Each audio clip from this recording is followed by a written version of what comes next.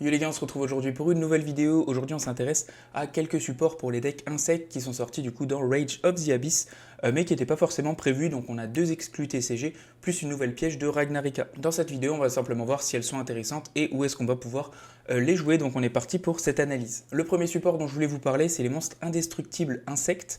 Donc on va avoir un monstre du main deck plus un monstre fusion. Au niveau du monstre du main deck, il va pouvoir être joué dans tous les decks insectes étant donné qu'il est quand même très intéressant. Au niveau de ce monstre-là, il va être terre, niveau 5 et insecte. Donc quand un monstre insecte active son effet, on va pouvoir effet rapide l'invoquer spécialement depuis notre main.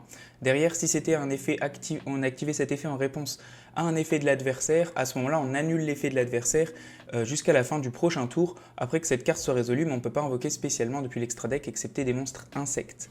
Durant la main phase, on va pouvoir invoquer par fusion un monstre insecte fusion depuis notre extra deck en utilisant des monstres depuis notre main ou notre terrain. On ne peut utiliser chaque effet de Supply Soldier of the Indestructible Insect une fois par tour. Pour commencer, au niveau de son premier effet d'invocation, il faut bien que ce soit un monstre insecte qui soit le dernier monstre de la chaîne. Par exemple, si vous activez un effet de vos monstres insectes et que l'adversaire active une carte en réponse, si ce n'est pas une carte insecte, vous ne pourrez pas invoquer votre indestructible insecte vu que ça miss timing. Il faut bien que le dernier effet activé soit bien un monstre insecte. Donc si c'est un monstre de l'adversaire, vous allez l'annuler avec son effet. Donc c'est quand même assez rare de jouer insecte contre insecte de nos jours, mais c'est possible. Mais par contre, ce qui est très bien, c'est que peu importe l'effet d'insecte que vous allez activer, vous allez pouvoir l'invoquer spécialement sur le terrain directement après. Très sympa déjà, c'est que dans n'importe quel deck insecte, on va avoir un extender parce qu'il s'invoque extrêmement facilement. Seul petit problème, c'est la restrict. Il faut bien qu'après on fasse que des monstres insectes, donc il faut être sûr de ses combos, tout dépend un peu des decks. Mais par contre, ce sera utile pour n'importe quel deck qui va jouer des insectes si on a besoin d'une invocation supplémentaire déjà à ce niveau-là. Donc que ce soit dans Traptrix, dans Crawler si vous voulez jouer Crawler, Beetrooper ou Ragnarika, ça reste une carte qui est très intéressante en tant qu'extender. Au niveau du second effet de la carte, elle va permettre de faire une fusion. Donc c'est ça qui est aussi très bien, c'est qu'on va pouvoir invoquer du coup la carte qui va avec, qui est Heavy Cavalry of the Indestructible Insect. On va pouvoir l'invoquer très facilement rien qu'avec cette carte. Et en plus de ça, pas besoin de carte de fusion, donc pas de briques dans le deck, juste un monstre qui peut s'invoquer spécialement et vous permet d'accéder à votre nouvelle fusion. Nouvelle fusion, elle est bien terre, niveau 7 et insecte. Pour l'invoquer, un monstre level 5 ou plus insecte plus un monstre insecte. Donc votre monstre de base est niveau 5, donc il faut juste un monstre insecte, ce qui est extrêmement simple à invoquer.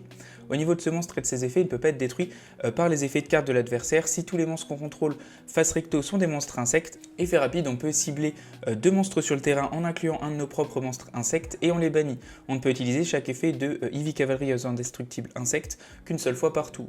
Donc ce qu'il y a de très cool avec ces deux nouvelles cartes, c'est qu'en fait, vous allez avoir très facilement l'invocation spéciale de votre premier monstre du main deck Indestructible Insect, qui lui derrière va vous donner la possibilité très facilement aussi, où vous l'utilisez pour faire vos combos, etc. sans utiliser la fusion, ce qui reste possible, mais c'est quand même très utile d'avoir la fusion parce que vous la faites extrêmement facilement et qu'elle vous donne tout simplement une interruption pendant le tour adverse et vous pouvez bannir du coup un de ces monstres à n'importe quel timing. La dernière carte exclue TCG Insect, c'est Insect Invitation qui va être une magie continue. Donc les monstres face recto que notre adversaire contrôle qui n'ont pas été invoqués ce tour deviennent insectes. On ne peut utiliser chaque effet suivant de Insect Invitation qu'une seule fois par tour.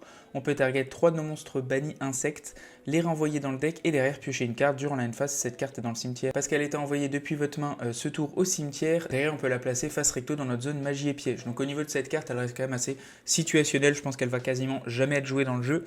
Ce qui est intéressant, c'est possiblement de la mettre et derrière de pouvoir profiter au maximum de notre monstre du main deck Indestructible Insect. Ça rend les monstres de l'adversaire insectes.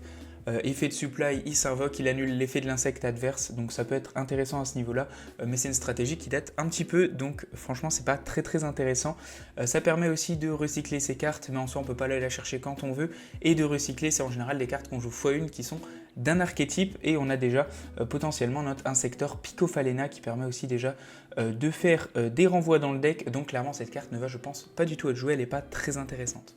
La dernière carte du support insecte dont je voulais vous parler, c'est Ragnarika, Wisteria of Woe, qui est aussi dans Rage of the Abyss, mais qui n'est pas une exclue TCG. Donc au niveau de cette nouvelle piège, c'est une piège continue. On va pouvoir invoquer spécialement cette carte en tant que monstre normal, plante d'arc, level 4, 1600 d'attaque et 0 de défense, cette carte est aussi traitée comme une piège. Derrière, si on contrôle un monstre Link Ragnarika, on va pouvoir bannir 2 cartes depuis le cimetière de l'adversaire. Durant la end phase, si cette carte est dans notre cimetière, on peut renvoyer 2 monstres insectes, plantes ou reptiles depuis notre cimetière ou notre zone bannie dans notre deck, et si on le fait, on cède cette carte. Si vous connaissez un petit peu Ragnarika, ce qui fait qu'on peut aller chercher une piège très facilement, c'est notre Link 3 qui est Mantis Monk.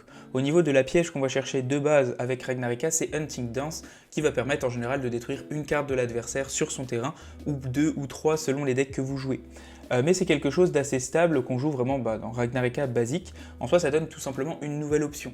Si vous voulez par exemple ne pas jouer Hunting Dance parce que vous préférez bannir tout simplement des monstres dans le cimetière de l'adversaire, c'est possible. Si vous souhaitez jouer cette carte en tant que dans votre side, tout simplement pour que le jour où vous tombez sur je sais pas, un deck Salam ou un deck qui va jouer du cimetière, vous la rentrez à la place de votre autre piège, parce qu'elle est quand même pas très connue. Et en plus de ça, elle permet quand même de recycler vos ressources quand elle vous permet de renvoyer des monstres par exemple de votre zone bannie. Donc des Ragnarika ou quoi, ça reste très intéressant. Donc clairement c'est une piège pour moi qui a son utilité.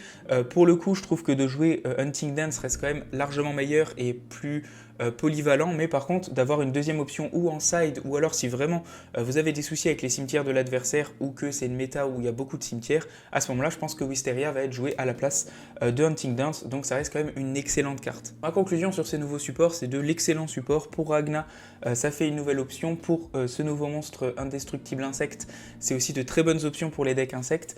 Donc clairement je suis très content, je joue un petit peu le deck en ce moment, je trouve qu'il y a vraiment pas mal de choses à faire, rien qu'avec Wicked Butterfly ça vous sort de certaines situations, etc. Je trouve le deck extrêmement intéressant et extrêmement polyvalent, malgré qu'on se prend clairement des Nibiru, etc. Donc c'est vraiment pas méta non plus au top, mais il y a quand même beaucoup d'options et je kiffe vraiment jouer le deck en ce moment. Donc voilà, merci en tout cas d'avoir regardé, n'hésitez pas à me donner votre avis sur le deck ou des idées. Ciao ciao, à plus et abonnez-vous.